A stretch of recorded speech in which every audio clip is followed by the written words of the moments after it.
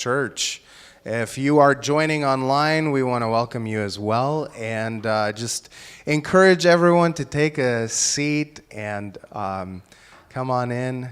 I am so privileged that each of you have come to join us this morning, and my hope is that you will be encouraged, that you will be uplifted, and more importantly, that you will feel equipped in your day-to-day walk as we address these topics that we'll be talking about today. My name is Chris De Bruin, for anyone who does not know who I am. I am the pastor here at this church, and I want to introduce our speakers for today and tomorrow just briefly to you. Eddy and Natalie, we went to Walla Walla together, we went to seminary together, so we've known each other for close to 10 years, I think, is sort of the math that I did in my head, close to 10 years. So we've known each other a long time, and you will be absolutely blessed by getting to know them and hearing how God has moved in their lives, and just the wealth of wisdom and knowledge that they have to share with us this morning. So, just give them a welcome when you see them, and yeah. Before we continue on, I want to invite you to just bow your heads with me for prayer. Heavenly Father, thank you so much for your grace, your goodness, and your mercy. And as we delve into these very important, very relevant topics this morning, I pray that your Spirit will be here, that you will open our hearts and our ears to receive what your servants have to share with us. Thank you for your love and your goodness. We pray in Jesus' name. Amen.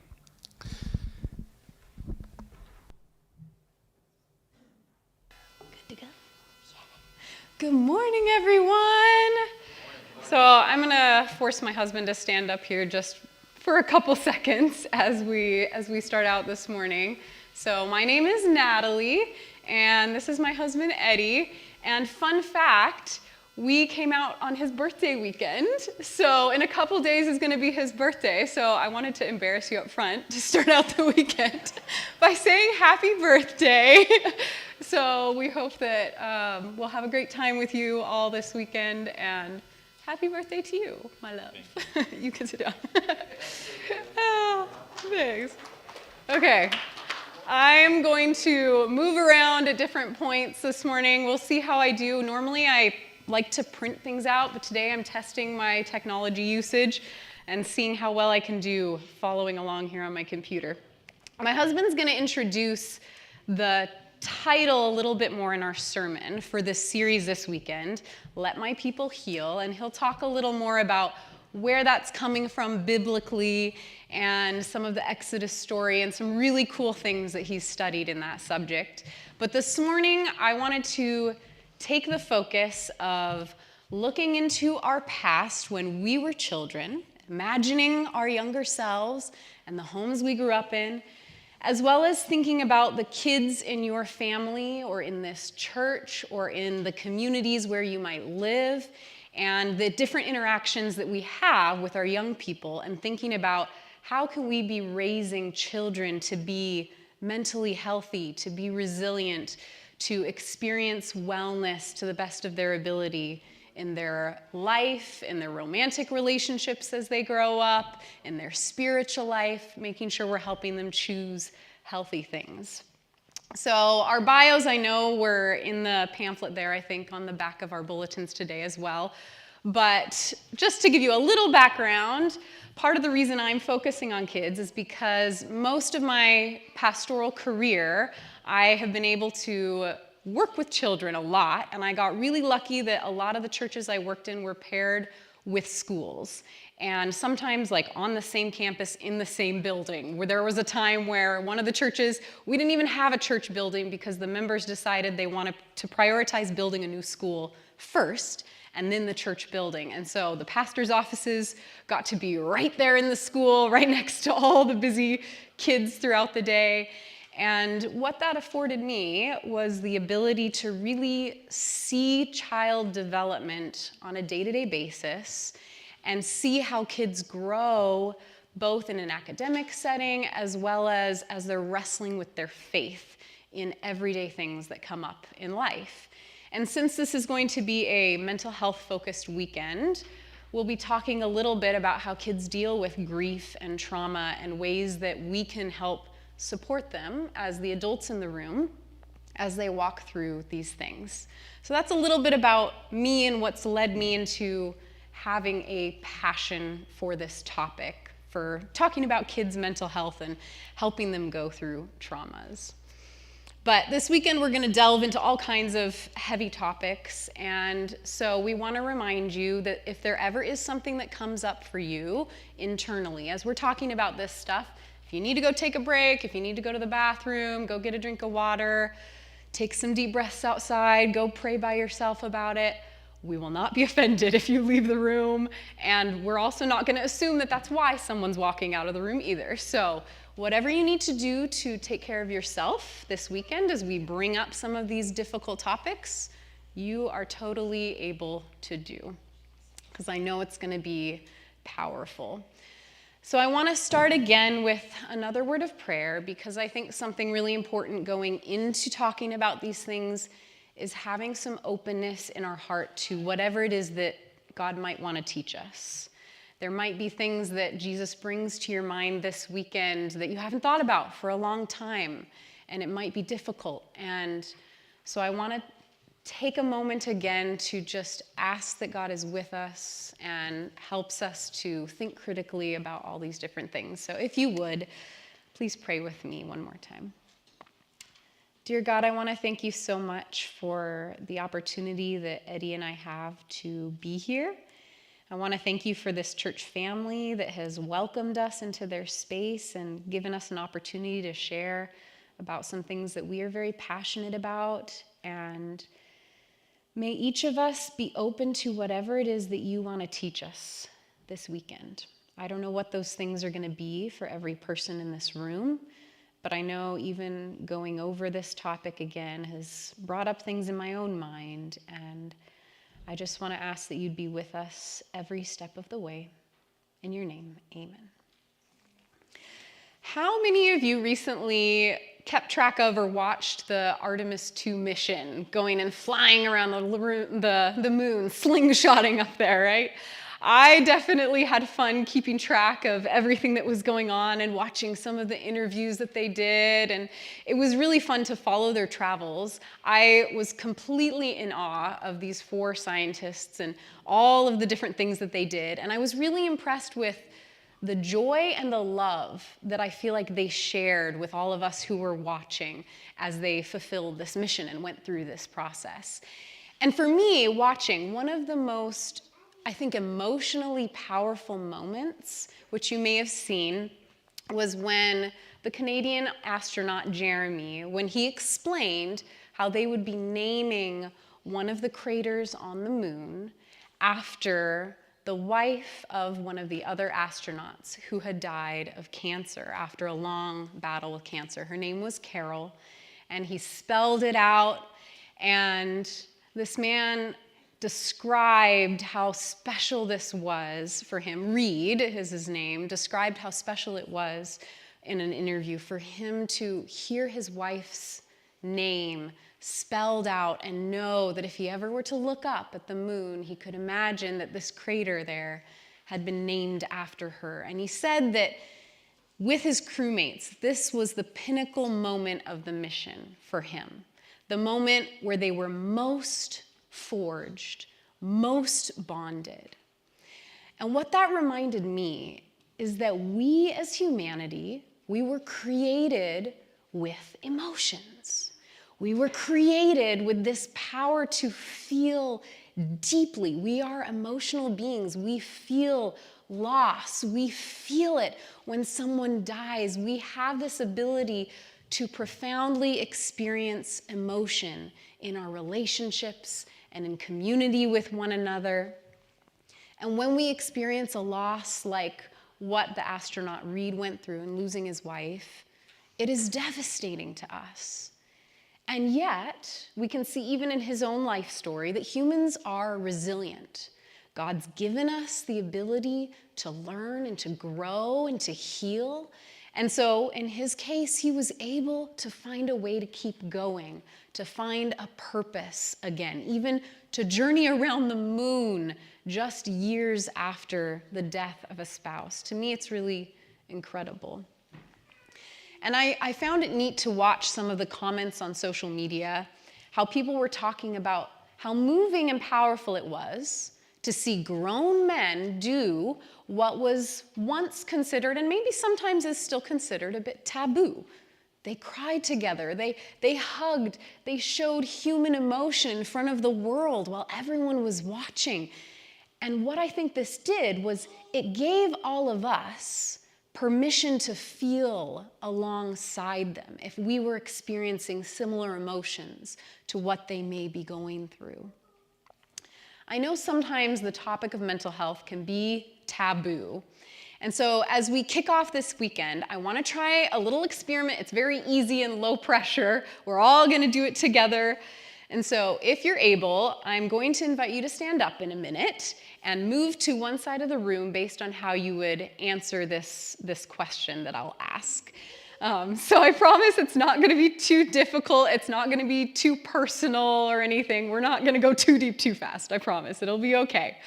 So if you're physically able to do that, you'll get up and move to one side of the room. And if you're not physically able, you can just stay in your seat and you could point with your hand which side of the room you feel like resonates more with you.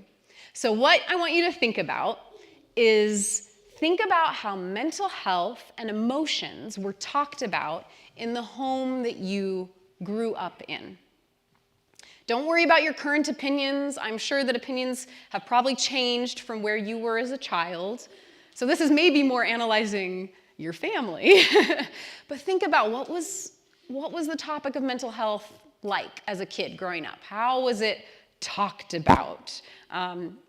Think about those things. Or psychology or therapy or mindfulness, any of these words. Think about how these topics were talked about around you when you were a small child. How did adults talk about it? What were their views that they shared? How did they maybe influence your opinions when you were really little about the topic of mental health and therapy? So I'll tell you which side of the room to move to, and then I'll let you know to stand up and go to which side, all right? So you'll move to this side of the room if you feel like you grew up in a situation or a home where, as a child, mental health just wasn't talked about like it is today at all. Or maybe it felt taboo to go and see a psychologist or a therapist. Or maybe it was talked about really negatively even as, oh, those crazy people, or they're sick in the head, or those kinds of phrases that maybe you'd hear. If you grew up in a home or a situation like that where mental health maybe was just not even addressed, you'll walk onto this side of the room. And on this side of the room, you'll walk over here if you felt like, as a child, your mental health was really supported. You observed adults talking about it a lot. You knew about the world of therapy, or felt like as a kid, remember, not even as a teen, think little, felt like you understood it. Or maybe your caregivers expressed something positive about psychologists as a profession, those kinds of things. So I think you get what I'm trying to say here. There's kind of two camps that a lot of us experienced as children, and I want to give us a chance to kind of see, as a community, where are we at? So you can stand up now and walk to whichever side of the room you feel like resonates with you a little bit, and we'll just kind of see where we're at. If you feel comfortable participating, we'll kind of see what was the temperature like growing up. And you can observe who else has moved over there with you. I see we've got a lot over here. All right. So what this tells all of us, I think, is we're going to have a lot of fun talking about these things this weekend because we've got a lot of similar experiences and maybe how we grew up. And I know that there's going to be a lot of variance. Now, I want you to notice something kind of cool. We've got some younger generations on this side. that also says something really neat about this church and community and the world that we live in, that you all are teaching the younger generation about these things. And even that just makes me emotional. All right, thank you very much for doing a little physical exercise. You can go back to your seats now. So as you think about what that was like, imagining your family, even the process of walking to the other side of the room, thinking about that family situation you grew up in, you may have had lots of siblings that impacted this dynamic. You may have grown up in a foster care setting, which may have impacted this. Perhaps it was grandparents or aunts and uncles that took care of you even more than your own parents. Perhaps you felt safer at times at a neighbor's house than in your own family. Perhaps you did grow up in a really healthy home, but you knew exactly what would make mom mad, or exactly what would make dad go distant and quiet for a while. So much of this weekend is going to give you chances to think about some of those memories, like what just came up this morning. And we will not just leave you there. We have some workshops later on where we're going to work through some of this stuff and analyze these family dynamics, the generational family systems and things that get passed down, where you get to make a choice of what you're passing on to the next generation and what you're maybe going to change course and teach a little bit differently to the next generation. Now, to make it personal for me, something that's kind of cool for me about being here in North Dakota is it's interesting being here and talking about generational family systems, because my grandma was born here in North Dakota to an immigrant family who moved from Odessa. I bet you after this, some of you are going to be like, are we related? Because I've had this before when I've talked to people that live here. They moved from Odessa. They spoke only German in her home growing up. They ate traditional Russian and German foods, and she did not learn English until she went to school and was around more English-speaking communities.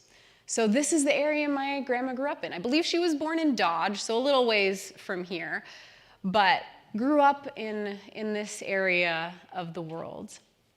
And in her family, she was the first female and one of only 2 kids in her family of 13 children to attend college. She was the first one to pave that way. She became a school teacher, paving the way for my mother to go to college herself and become a nurse, and then paving the way for me and for my sister to follow their educational footsteps of these women in our family that had gone before, allowing us to both go to college and get degrees, and for myself getting to go to seminary and get a master's degree.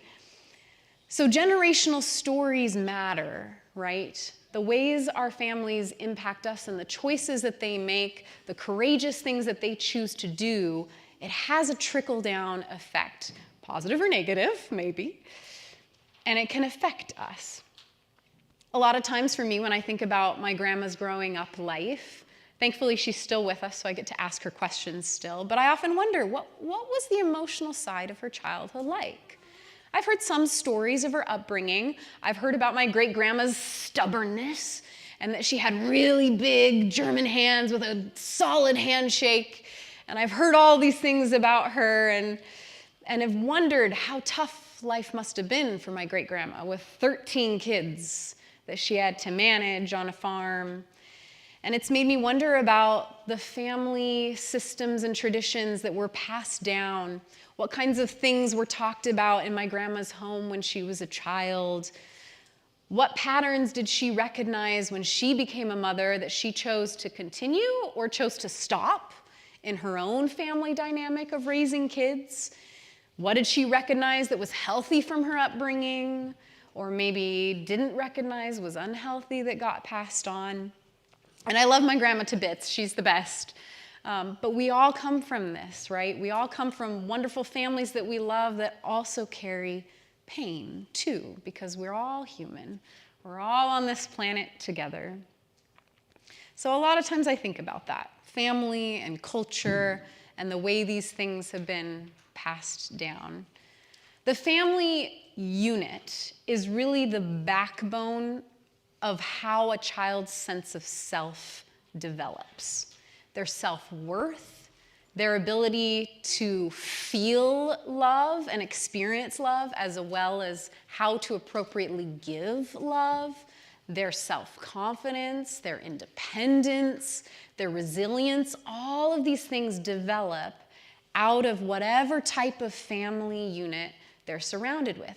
And I really want to make it clear too, this is not just applying to parents. This talk also, everything when we say family, it also kind of applies to the church community that's surrounding a child as they grow up. Because that community and those other adults around them can make a huge impact as well. So how can we be raising mentally resilient and emotionally healthy and well-attached kids? I want you to think of your younger self again. Imagine childhood you and remember that family system that you grew up in, whatever it looked like for you. Now imagine, okay, we're gonna pretend we're little kids.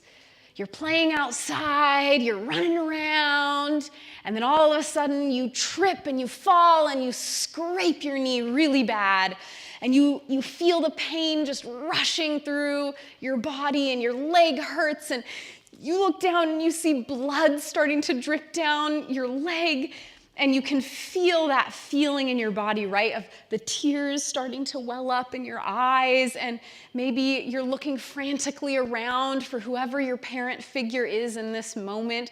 You want them to come and provide comfort and just make everything better.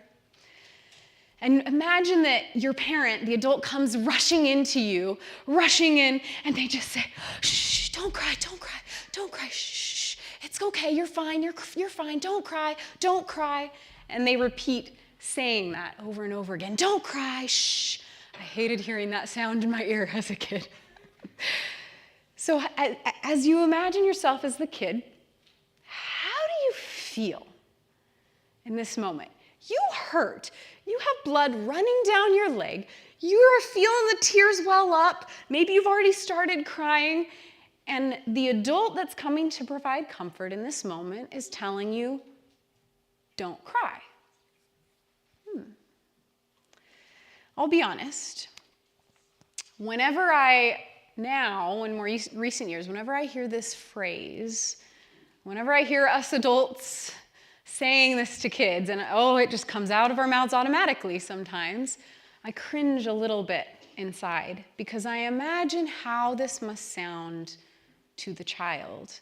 And I remember so vividly how it made me feel sometimes as a kid when people would say that to me when I was young. These automatic phrases that we have, I'm sure you could think of many other automatic things we just kind of say to kids in moments like this. They're well-intentioned, right, from us as adults. We're not meaning any harm when we say this. We're wanting to try and make it better, usually. But what might these phrases subtly be communicating to kids? I want to take a minute to get some responses from you. I don't know if we have a mic. I forgot to ask Chris about this ahead of time. Pastor, if we have a microphone, maybe we could pass it around. I'm sure you can hear each other. But some of the questions I want you to think of is, what do you think that child is feeling in that moment?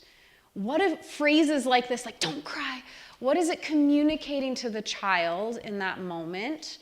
And the next time something happens like this, if this pattern repeats, how might the child respond differently, perhaps? If anyone has ideas, this is not like a there's one right answer kind of question. I just want to kind of hear, like, what are some things that you're thinking about? Do you mind helping with taking that around? Thank you. We'll kind of go around, take turns. If anybody wants to share a little bit of, what do you think of? That their emotions aren't okay. Like, we should minimize our emotional outlet and like squash them down. We need to squash all of our feelings down because crying's not okay. Feeling those strong emotions aren't okay. We need to minimize all that. Yeah, that's a really, really solid response. What else? We got one over here. Yeah. Ooh, well, to me it meant that I was to suppress that emotion, that I wasn't supposed to show it, that it might be embarrassing to somebody else.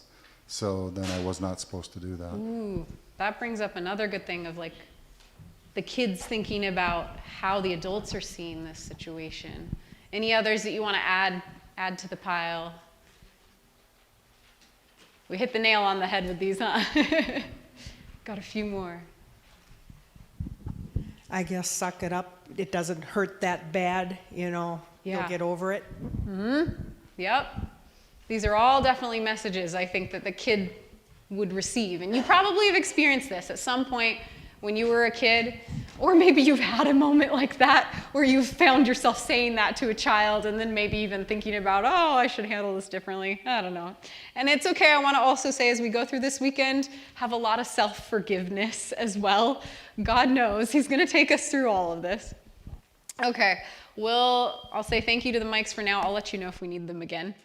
But so many times these phrases just kind of come out of our mouths when we're talking to kids, and they're often just learned behaviors, things that we saw other adults do, and so we just kind of copy what we see done around us. Discipline is often done this way too, where as you grow up and you become the adult in the room, you start to just discipline as the young adult and then grow into adulthood the same way maybe you saw it, and you have to be really intentional to think about how to change that if you want to do it differently with kids. And what this can do, which you already touched on in your responses, is it can have sometimes unintended consequences on the psyche and the development of our kiddos as they grow up into adults themselves. Children often look to the adults in the room to learn proper emotional behaviors. They're not just flying out of the womb knowing how to do everything and understanding everything in our society, right? They learn it somewhat by watching us and how we respond to things, which you kind of touched on a bit in some of your responses. Kids watch, and if you're telling them to stop crying every time that they start to cry, they're going to learn, oh, my sad emotions, maybe I need to suppress that. I can't show that around you. I can only cry in private. Or it's not okay. I need to be strong. Or, okay, it's only socially acceptable to cry in these situations and these types of ways. They learn how to filter it to appease the adults in the room. And when we signal that emotions of certain kinds should not be expressed, whatever those emotions could be outside of just sadness, could be anger, could be excitement, could be all kinds of emotions. If we're signaling to kids that they're not supposed to express emotions in various situations, they learn over time how to accommodate those requests from adults and learn to try and get a positive reaction from adults. Or swing fully the opposite way and just get a reaction altogether, which we'll talk about in a minute. So on the flip side of all of this, learning as adults how to properly, openly express our own emotions in appropriate ways in front of kids is really powerful. And this is something I think that we see Jesus do even in his interactions with people and with children in the New Testament. We see times where Jesus cries, where he expresses emotion. He allows feeling to be a part of the gospel story, which is a good example to us, I think. When we give kids permission to grieve and to feel, we teach them to not be ashamed of their emotions and help them learn how to experience it and express it in healthy and safe ways. Because that's the other pieces of it too, is they do need to be taught safety and how to safely express these things and not hurt themselves in the process, for example.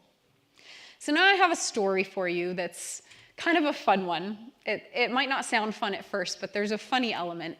So one of the church school combinations that I worked at, we had this great situation where if there was ever a kid that was going through something, the teachers knew they could just send that kid down to my office and I could help with the emotions, especially if it was disrupting class in some way and they needed some other adult to be there to kind of help this kid to calm or to regulate or whatever was going on. They knew that they could send kids to my office. And while I was there, there was a situation where a student in the school, a very young student, died, which of course in a small Adventist school setting is going to greatly affect the entire community, especially that classroom of kiddos and the ones surrounding this child's age. Well, about a year later, after this tragic death of a student, one of the classmates of that student who died, she came to my office. She's little at this point still. And she had some big questions.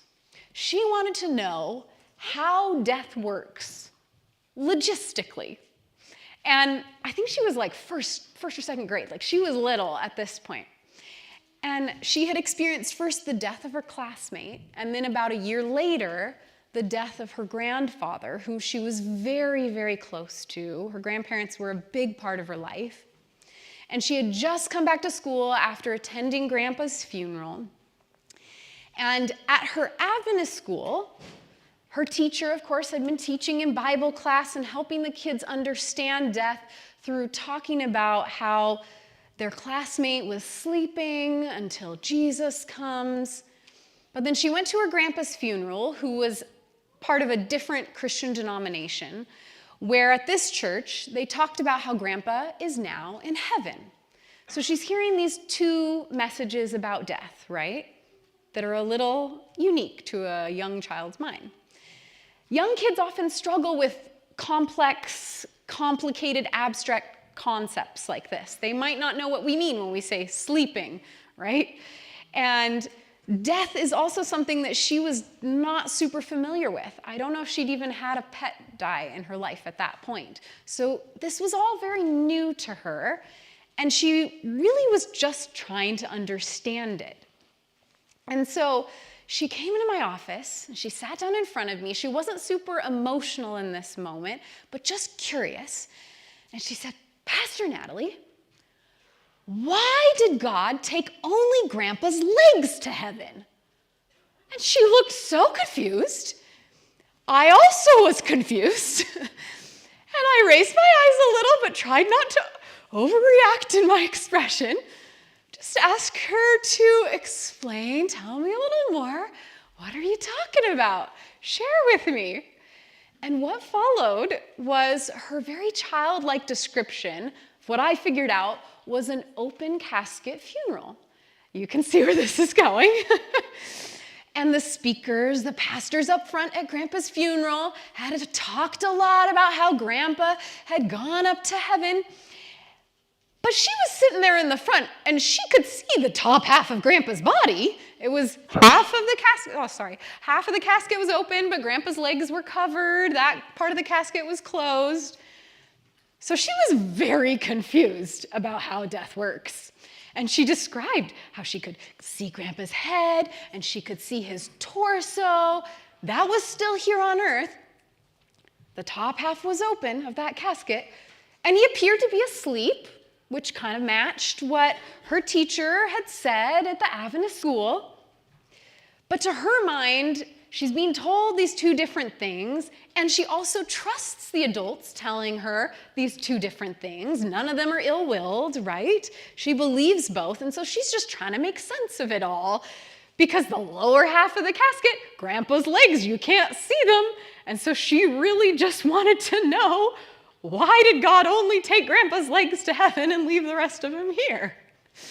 And I think this is a great example to show us how kids process grief and trauma and difficult things in their life very differently than adults, just because of their level of comprehension or what they've learned or what they may or may not yet understand. She didn't understand what physically happens at death yet, and she was just as confused about what spiritually happens at death. But it paved the way for some great conversations in my office, as well as, I'm sure, at home with her parents, to process this. Her parents found it humorous, thankfully, and took it as a great opportunity to teach her a little more and help her to process the deaths that she had experienced in her life. But it was a good reminder that her concerns were very childlike.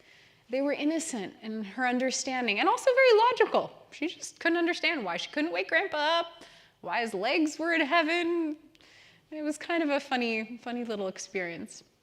But when children are confused about a big trauma that they have faced or something really difficult that's gone on in their life, whether that's death or abuse or bullying or divorce or something else that may have caused them some type of pain, they might ask questions that seem silly to us as adults, but they're serious for those kids.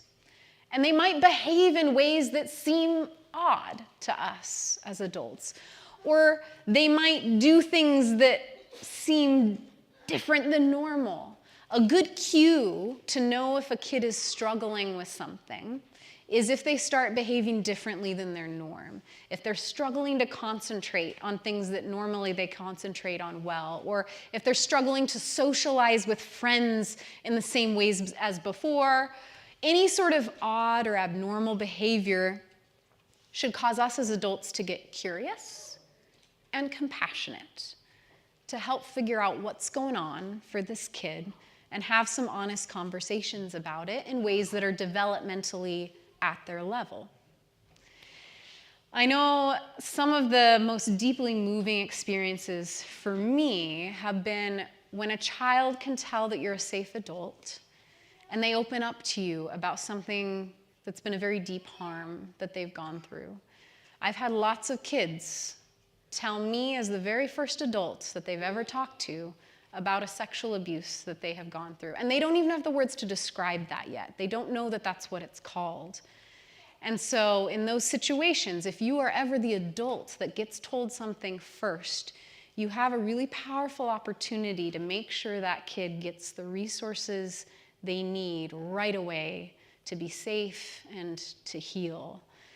You can be the one that can really change that child's life for the better in a really powerful way, making sure to call appropriate authorities if it's a situation where harm is happening, making sure to help a family find therapy if that's something they need. Sometimes that can be a difficult resource to figure out by yourself when you're going through something. So being a support to another family when they're looking for resources like that in the community can be so powerful. And answering kids' questions honestly also makes a really big difference at a level that's developmentally appropriate for them. Guiding children through trauma in a calm way can create space for them to emotionally heal. So be honest. Kids are really smart and they can tell when we're not being honest. Give age-appropriate information, because again, they can tell when we're hiding things as adults. Answer the questions that they ask directly. Don't try and avoid it, but figure out developmentally appropriate ways to talk about what they're bringing up that they want to talk about. Help them feel safe, especially as a parent, through appropriate physical touch. The hugs of a mom mean so much. Dad wrapping his arms around you, giving a back rub to calm you down, or scratches on the head, anything that helps to regulate a child. And play, I think this is the biggest one to remember, is play is truly the language of children. You learn so much about their world and how they see things and understand things through play alongside them. And listening to what they process or seeing what they draw, it will tell you so much about their inner world. I'm going to transition now to talking about something called attachment theory.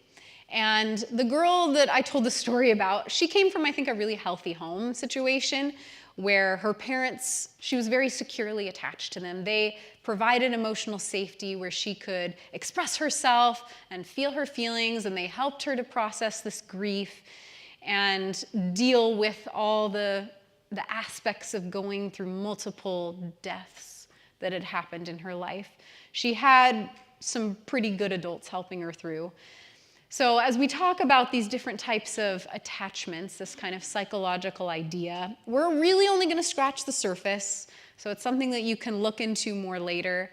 But this is something that can be used in therapeutic settings to help you understand perhaps your own childhood wounds or things that you've gone through in your own family. And as we talk about this, it might give you some ideas too as a caregiver for the way that you're relating to the kids in your life too. So attachment theory, it examines 4 different patterns that people might have. The first one is secure attachment, which I mentioned, like this little girl.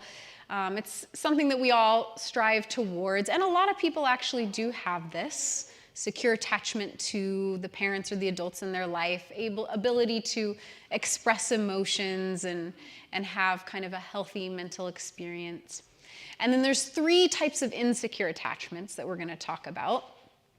An anxious attachment, an avoidant attachment, and a disorganized attachment.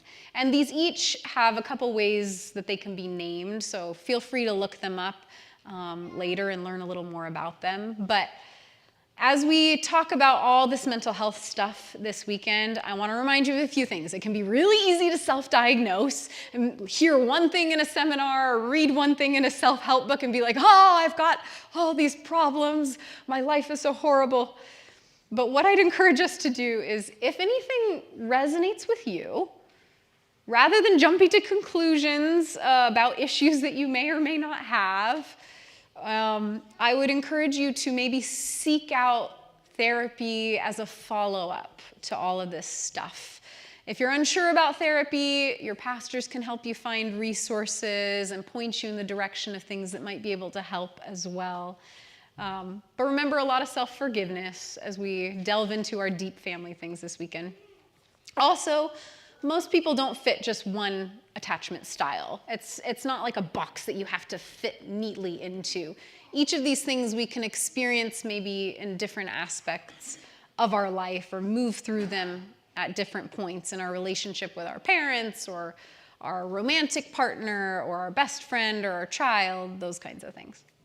So the secure attachment, if we start there, this is experienced by a child. They will have a secure attachment to their adult caregiver if that adult is able to be sensitive to them and to meet their needs. They're emotionally in tune with the child. They know how to soothe the child appropriately, to communicate, to play well, respond and meet needs, both physical needs as well as emotional ones.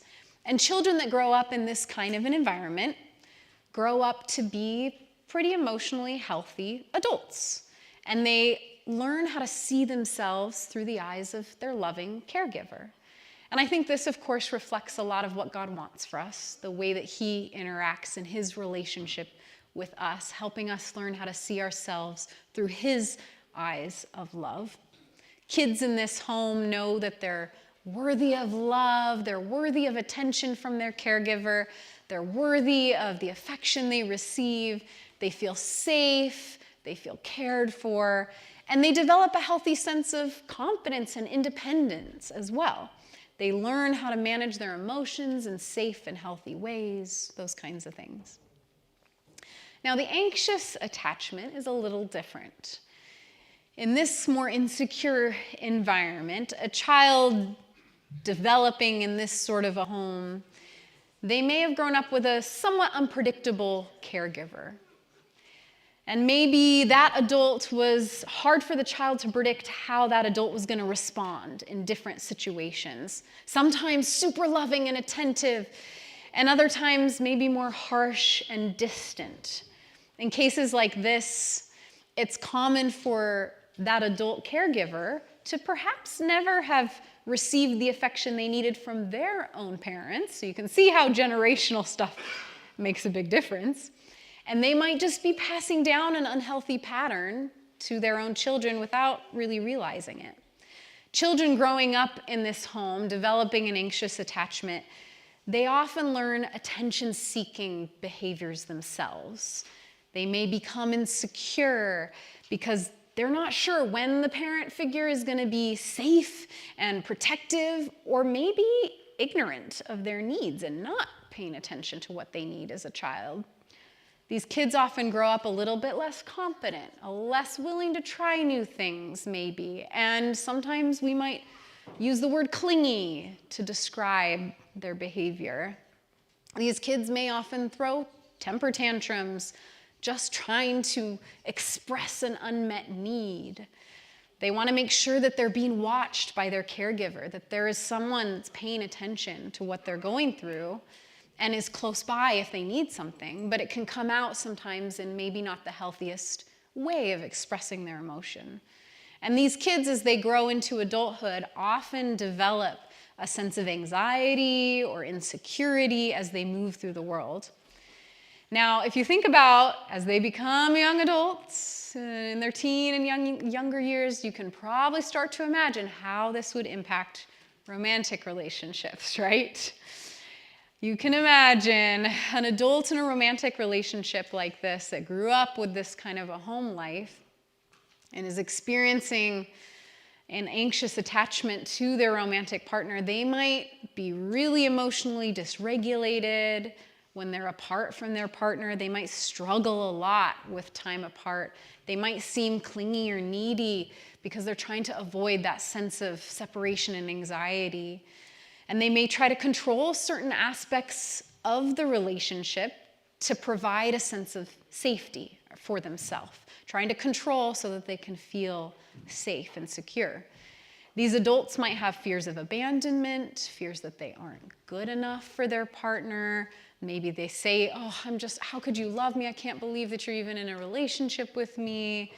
They might do things to seek attention, try to avoid rejection from their partner. They might struggle with self-control even, and regulating their own emotions. So for an anxiously attached person, self-love and self-worth are difficult, and that's why they might seek a lot of validation from their relationship. Now the next one, an avoidant, we've got some hand motions here, right? An anxious attachment, an avoidant attachment. That's our next one, avoidant attachment.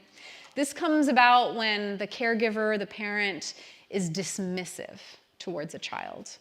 Maybe they kind of hold the kid emotionally at an arm's length and create an environment in the home where the child is constantly facing emotional rejection of some kind.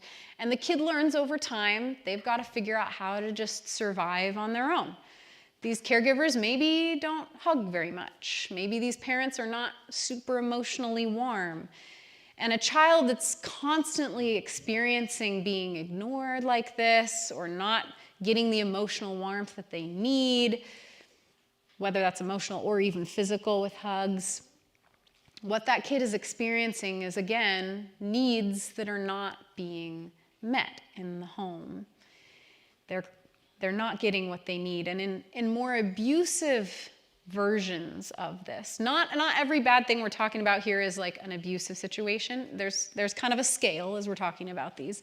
But in more abusive situations, the child might face a lot of anger in the home or neglect from their parent.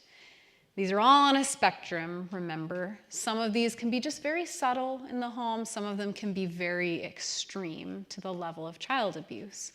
And a kid that grows up in this kind of environment is really going to learn how to be defensive really well. They've got to learn how to protect themselves, right? So they appear very defensive, but inwardly, they feel lots of shame and embarrassment. They might have trouble expressing their feelings or talking about what they're really thinking. And emotionally, they feel like they have no support. They've learned these survival techniques, and these are likely going to be carried again into future romantic relationships, and if they're not careful, get passed down to their own kids. But to feel safe growing up in this environment, the kid has to learn how to take care of themselves emotionally, and they often become very independent types of people as they grow up. And that's kind of opposite of the previous one that we talked about, right? A little opposite of the anxious attachment that's a little more fearful of going out and trying new things. This person probably will become very independent as they grow up, and sometimes they might be praised for those qualities in other public circles, but in those spaces, it's not always recognized that there's a lot of negative internal self-talk that's going on, or that this person may struggle with true emotional depth. In a relationship, you can probably imagine, let's imagine an anxiously attached person with an avoidant attached person. you can see how that's a recipe for some toxicity. And again, there can be levels of this. Many of us have a different, maybe, attachment style from our partner romantically, and that's fine. We're not all going to be the same. And it could be at different levels where it's just surface things you got to learn how to communicate better, or where it can be some really intense stuff that goes on. So one anxiously attached partner wants to be attached at the hip at all times. The other really wants some independence on their own and constantly is trying to get away from the neediness of their partner, and it causes fights, and both struggle with expressing emotions the way that the other person is going to understand. So moving towards a more secure attachment in this romantic situation would involve a lot of really good communication skills, learning how as adults to talk to each other in a non-judgmental way and understand the home that you both grew up in, those kinds of things. Because underneath it all, it's just the desire to feel safe and feel loved, especially if that was not received when you were a kid. The last one here is the disorganized or fearful attachment.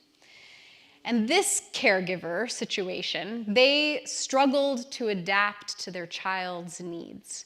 In stressful situations, they likely reacted with anxiety or fear as the adult in the room rather than appropriate protection for their child. This adult's behavior was often erratic. There may have been mistreatment or abuse in this home. Constant chaos would be very common in this household. And to the child, their adult caregiver is frightening to them at times. They don't have a safe home. Their world feels very scary. And children in these situations often feel very helpless. Things that they might struggle with would be struggling to focus. So this is something, if you're a teacher, you can watch for in your classrooms with kids you may deal with. Or a kid who is constantly on edge and can't ever seem to relax. Or a kid who doesn't respond in expected ways when an adult is trying to provide comfort for them and help them to calm down. These can all be signs of a child growing up in a home like this. And because their home life is so emotionally dysregulated, they don't develop a healthy sense of self, and they also struggle to understand how to express emotions properly because they haven't seen that. If their home lacks structure and kindness and safety, and they experience fear on a regular basis, they aren't going to learn how to use those different emotions in their day-to-day life in appropriate ways. Their caregiver in this situation also often struggles to take care of themselves as an adult and probably came from their own dangerous home situation. These adults were likely taught that they were unworthy of love and acceptance, and they also fear abandonment. And so they're, again, passing it down to their child.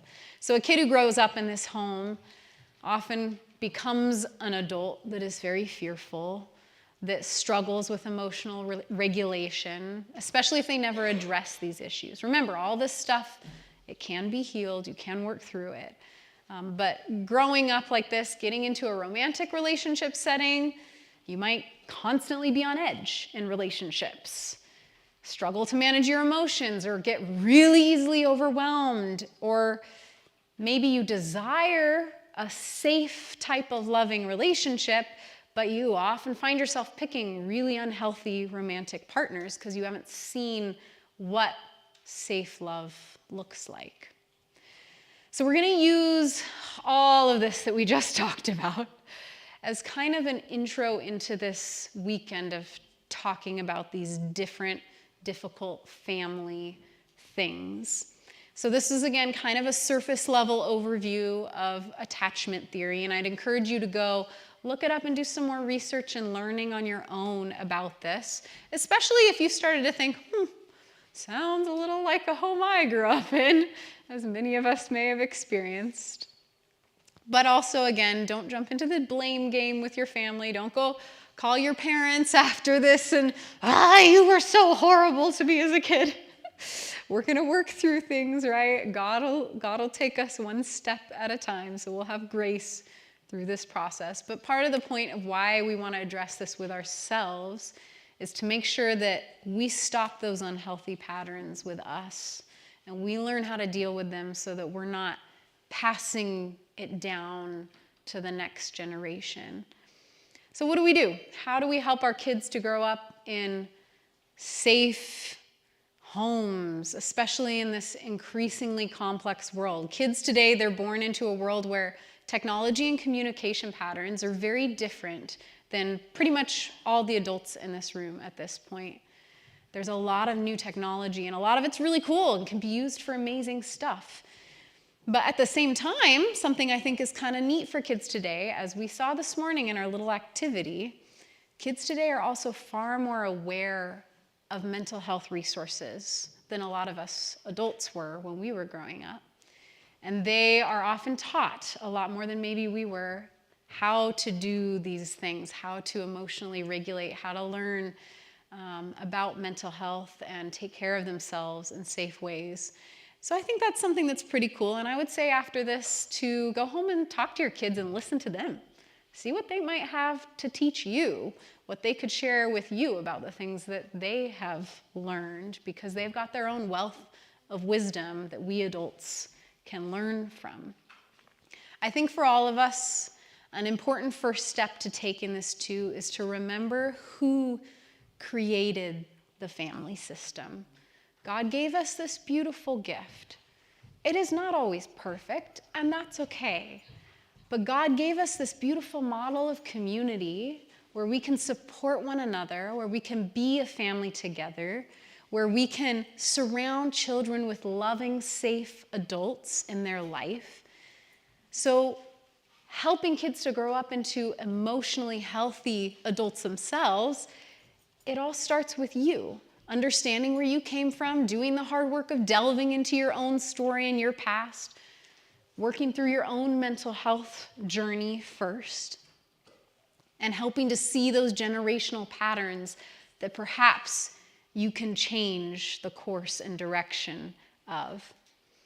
Next, I'd say, once you're kind of doing that work, is start to think about your own family relationship, whether you've got kids yourself or not. Think about the kids around you. Perhaps you're a teacher in a room full of kids every week. Perhaps you work on a farm and you get to teach kids about the land and the knowledge that you have.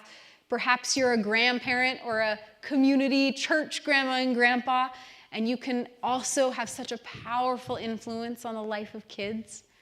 Whatever your role is, you do have a profound impact on the youth of your community. My husband has a saying that I like to steal from him because it's one of my favorite things. And he says it far, far better than I do in like this great, deep radio voice. But every child is one caring adult away from being a success story. Every child. And perhaps you know what that feels like because maybe you had one adult that was that for you. And in a setting like this, a church environment, you can be that one adult for somebody else and make a powerful, positive impact.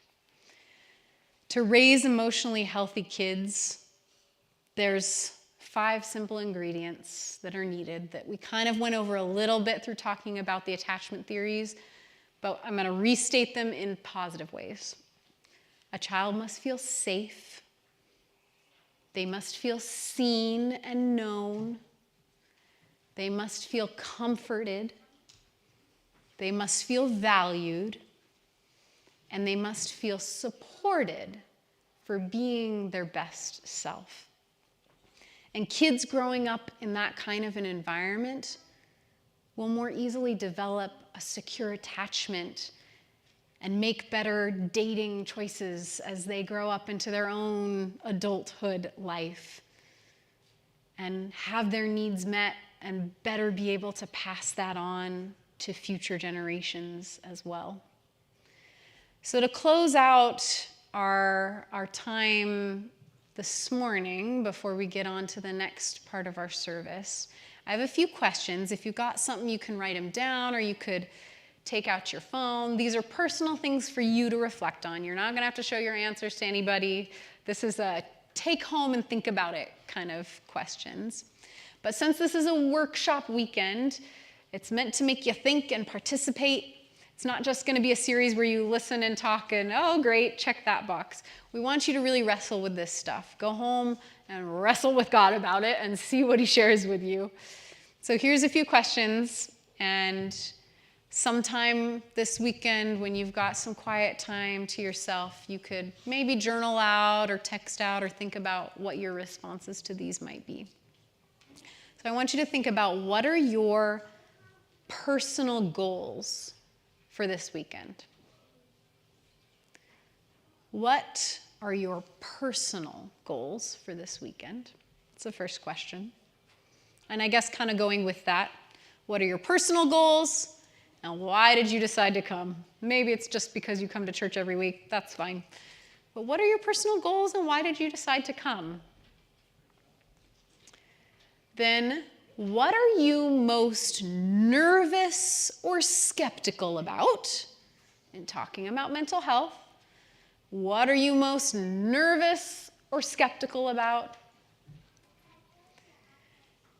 And then, who do you want to be as a person? Where do you feel like Jesus is calling your character to grow as we talk about these mental health topics? So what are you nervous and skeptical about? And then who do you want to be? Who do you feel like Jesus is calling you to be? Especially for the caregivers in the room, the parents or grandparents, how do you feel like God is calling you to grow as a parent or a caregiver, a grandparent this weekend? How do you feel God's calling you to grow in your parenting? And then our last question, what do you hope to start healing this weekend? I'm sure already there was a few things that came up that you started to think about from your own family, growing up life. What do you hope to start healing this weekend? I'll go over those again because I'm the person that writes slow and is like, wait, what was the first one again? What was it? So, what are your personal goals? Why did you decide to come? What are you nervous or skeptical about? Then who do you want to be? Who do you feel like God's calling you to be? Which also applies to parents. How do you feel like God's calling you as a parent to grow? And what do you hope to start healing from your own past this weekend? With that, let's say a closing prayer together. Dear Jesus, you have walked with us through this as we kickstart this weekend. And we know that you are a God of healing. I know that a reason attachment theory is something that I wanted to talk about is because it's made an impact on my life. And I've been able to see how you've helped me heal in certain areas and how it's made a positive impact on our married relationship, Eddy and I, for me to learn about this stuff. And so I hope that as we delve into these different mental health topics, that you would bless us all and help us to learn and gain something from this weekend and recognize that the areas where we have fear about this, you're going to step in, that you can carry us through, you can start to help us heal the difficult things that we've faced, because you really do want what's best for all of us. And you care about our kids so much. That was so evident here on your time on earth, how much you loved children and showed us how to love them. And you want us to raise kids to become emotionally healthy adults. And so we ask that you'd provide the tools to do that. And I want to thank you for this community that surrounds its children with love as well. In your name we pray, amen. Thank you.